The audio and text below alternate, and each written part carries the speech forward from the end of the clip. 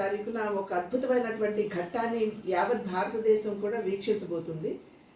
ఇది ఒక రకంగా చెప్పాలంటే భారతీయుల శతాబ్దాల కళ మరియు దశాబ్దాల పోరాటం ఇది.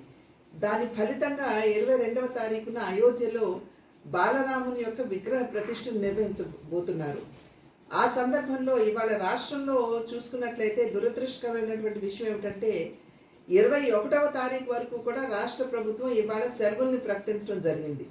కానీ 22వ తారీఖున యావత్ భారతదేశంలో ప్రతి రాష్ట్రంలో కూడా స్కూళ్ళకి సెలవులు ఇచ్చి పిల్లలతో సహా అందరూ కూడా బాలరాముని యొక్క విగ్రహ ప్రతిష్ట ప్రాణ ప్రతిష్టని వీక్షించాలి అని చెప్పి ప్రధాని గారు భావించినట్లయితే అదే రోజున మన ఆంధ్ర రాష్ట్రంలో సెలవు ప్రకటించకుండా కేవలం 21వ తారీఖు వరకే సెలవుల్ని పరిమితం చేయడం అనేది అంటే బాబాసాహెబ్ అంబేద్కర్ గారి పట్ల భారతీయ జనతా పార్టీకి అమితమైనటువంటి గౌరవం.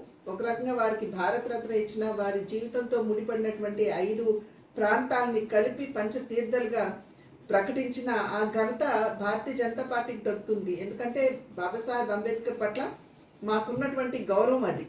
కానీ దాంతో పాటు ఇంకొక రోజు పొడిగించి 22వ తారీఖును కూడా ముఖ్యమంత్రి జగన్మోహన్ రెడ్డి గారు సెలవు ప్రకటించవలసి ఉన్నా కూడా దాన్ని ప్రకటించకుండా వారు తన మనసులో ఉన్నటువంటి ఒక విషపూరితమైనటువంటి ఆలోచనకి ఇది తార్కాణం అని చెప్పి మనమందరం కూడా గమనించాలి. ప్రజలందరూ కూడా ఒక్కసారి ఆలోచించండి. మనమందరం కూడా బాలరాముని యొక్క విగ్రహ ప్రతిష్టని ప్రాణ ప్రతిష్టని మనమందరం కూడా వీక్షించే విధంగా 22వ తారీఖున జరగబోయేటువంటి అద్భుతమైనటువంటి ఘట్టాన్ని మనమందరం కూడా టీవీల మాధ్యమంగా చూడాలి అని చెప్పి చేస్తున్నటువంటి అభ్యర్థన. ప్రైవేట్ విద్యా సంస్థలు కూడా ఆ రోజు సెలవుని ప్రకటించడం జరిగింది. వారందరినీ కూడా నేను హృదయపూర్వకంగా అభినందిస్తున్నాను.